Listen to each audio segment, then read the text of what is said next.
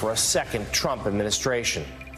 And we'll get expert analysis on a major shift in policy from President Biden, now allowing Ukraine to use American-made long-range missiles for strikes well within inside Russia.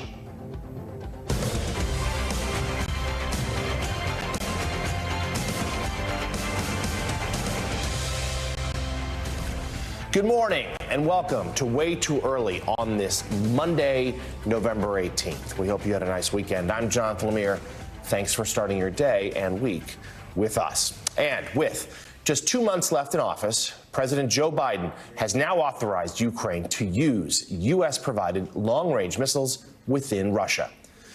U.S. officials have been against the move for months, but the change in policy comes as North Korea has deployed thousands of troops to support Russian fighters in Ukraine. Officials tell the New York Times that they don't expect this policy shift to fundamentally alter the course of the war, but one goal is to send a message to the North Koreans that their forces are vulnerable and that they should not send more. The Pentagon and the White House have both officially declined to comment, but even some Republicans are voicing support for the move. In a statement, Senator Roger Wicker, the ranking member of the Armed Services Committee, said that he's encouraged by the decision. And Congressman Mike Turner, the chairman of the Intel Committee, called the move long overdue. We'll have much more on this decision from President Biden a little later in the show. But moving to Capitol Hill now, a majority of Senate Republicans have told NBC News that Matt Gaetz does not have enough support to be confirmed as Attorney General. More than half of Senate Republicans, including some in senior leadership positions, privately say that they do not see a path forward for the former GOP congressman. NBC News spoke to more than 15 additional Republican sources who agreed that there are not enough votes to confirm Gaetz, and some estimated that closer to 30 Republicans consider him unqualified. Gaetz had been under investigation by a bipartisan committee for allegations that he may have engaged in sexual misconduct, illegal drug use, and accepted some improper gifts. Gaetz abruptly resigned last week, just before the panel was set to vote on whether or not to release its findings. Gaetz, who is also investigated by the Department of Justice, has always denied the allegations and has never been criminally charged. House Speaker Mike Johnson does not want the report released, arguing that it would be a breach of protocol. But Republican Senator Markwayne Mullin of Oklahoma says the upper chamber should be able to review it. Absolutely, and I believe the Senate should have access to that. Now, should it be released to the public or not? That's I guess that will be part of the negotiations, but that should be definitely part of our decision making. Once again, I go back to it in Article 2, Section 2 in the Constitution. The Senate has to advise and consent these individuals, and in that process, we're going to give Matt Gaetz the same chances we'll give all President Trump's nominees. The comments about this being there's a precedent for releasing reports is not exactly accurate. Yeah, there are 2 breaches of the tradition in the past under very extraordinary circumstances. I don't think this meets that criteria. There's a very important reason for the tradition and the rule that we have almost always followed, and that is that we don't issue investigations and ethics reports on people who are not members of Congress. I'm afraid that that would open a Pandora's box because the jurisdiction of the Ethics Committee is limited to those who are serving in the institution. That's its very purpose, and I think this would be a breach of protocol that could be dangerous for us going forward in the future. My understanding is that the report is not finished. It's in a rough draft form, was not yet ready to be released, and since Matt Gaetz left the Congress, I don't think it's appropriate to do so. Johnson doing more cover there for Trump. We should note Mullin far from the only Republican senator who wants access to that report. Meanwhile, former Fox News host Pete Hegseth, his attorney, has confirmed to NBC News that Hegseth, President-elect Donald Trump's candidate for defense secretary, did pay a woman an undisclosed amount after she accused him of sexual assault. The attorney also denied that the encounter between Hegseth and the unnamed woman, which she alleges happened in 2017, was sexual assault.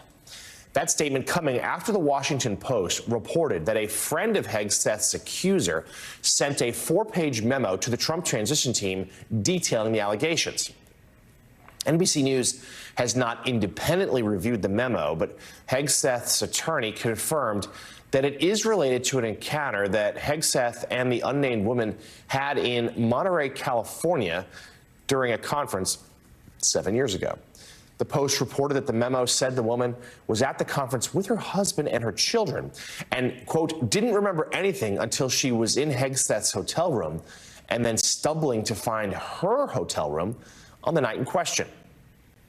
Hegseth's attorney denied the allegation, saying, quote, this is a situation where a consensual encounter occurred and, unfortunately, the woman had to come up with a lie to explain why the woman had not come back to her husband's room that night, adding that it was fully investigated by police and video surveillance, as well as multiple eyewitnesses' statements show that she was the aggressor. Authorities in Monterey investigated the allegation in 2017 and did not file charges against Hegseth. Stay tuned. Turning now overseas. President Joe Biden met with Chinese President Xi Jinping on Saturday while in Peru for the APEC summit. The 2-hour meeting included discussions over key issues, including cybercrime, trade, and the use of AI with nuclear weapons. Biden emphasized the importance of the two global powers to build a sustainable relationship. We haven't always agreed, but our conversations have always been candid and always been frank. We have never kidded one another. We've been level with one another. I think that's vital. These conversations prevent miscalculations, and they ensure the competition between our two countries will not veer into conflict. Be competition, not conflict. That's our responsibility to our people, and as you indicated, to the people around the world.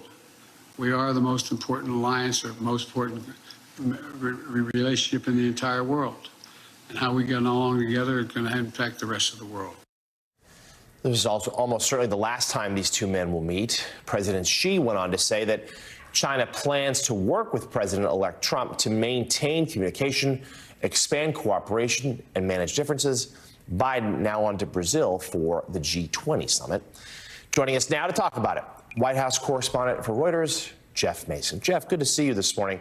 Let's start with this bilat between Xi Jinping and President Biden. Anytime these two men meet, it's a significant moment. It's been happening about once a year.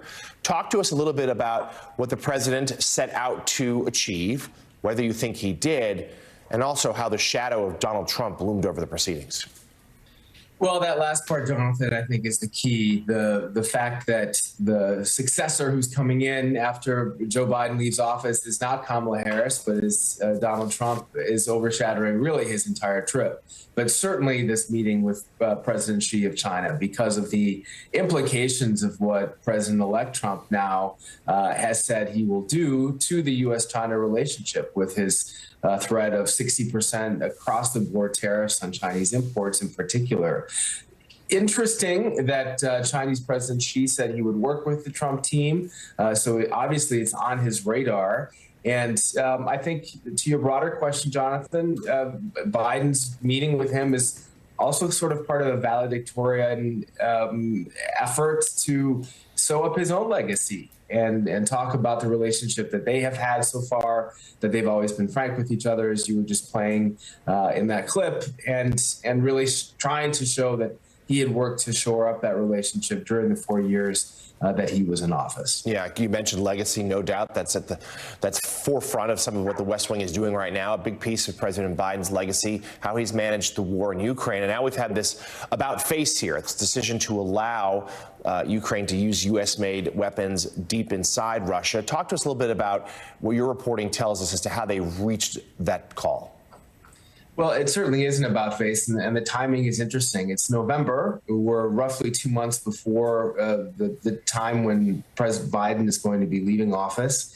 I think this is another example, honestly, of him trying to shore up his legacy and trying to strengthen Ukraine at a time when there are question marks over how President-elect Trump, when he's in office, will impact Ukraine and Russia policy. So I don't have a whole lot of detail to share with you in terms of how that decision was made. That's something we're still reporting out.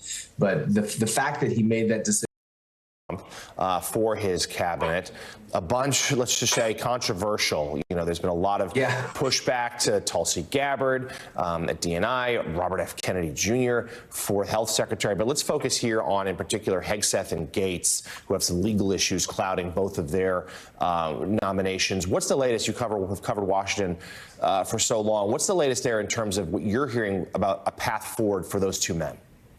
So I think it's interesting to just talk about the issue of political capital. President Trump has a lot as he comes in. He's got a majority of Republicans in the Senate, obviously, of votes in the Senate. He'll have the same in the House. He has the popular vote win, which was, I think, something that became very important to him in the end of his campaign. But it takes political capital to get nominees nominated who are controversial. And the fact that there are so many Republicans who may not support Gates at all would be a blow to the incoming president if he goes that far and then doesn't get the attorney general that he wants. Same with the defense secretary if these allegations of sexual misconduct end up derailing a pick that President Trump really, really hopes to have in the Pentagon. So again, it'll come back to political capital. What is he willing to use to support controversial picks? Will he get them? And if he doesn't, who does he pick instead?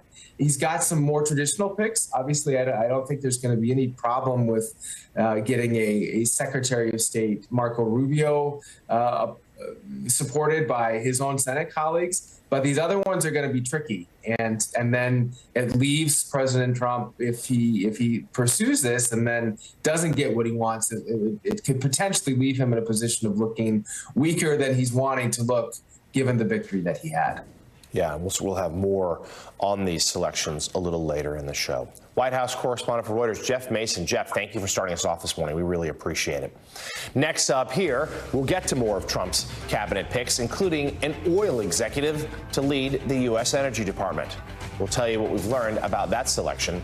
Plus, we'll bring you some new reporting about how some DOJ and FBI officials are lawyering up amid fears of possible Trump prosecutions. Those stories and a check on sports and weather when we come right back. What is sport? It's more than training at dawn and drills after dark.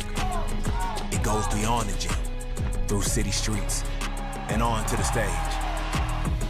Sport inspires, it entertains, and challenges.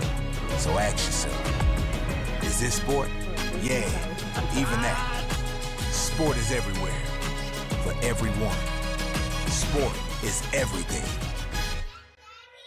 If you know luxury, it's not just award-winning, it's rewarding. Sadva Mattresses supports all types of sleepers. Luxury is handcrafted and assembled in American factories and brought directly to you with our complimentary in-home delivery and setup service. Which is why over 90% of customers would recommend Sadva to friends and family. Sadva, luxury mattresses made affordable.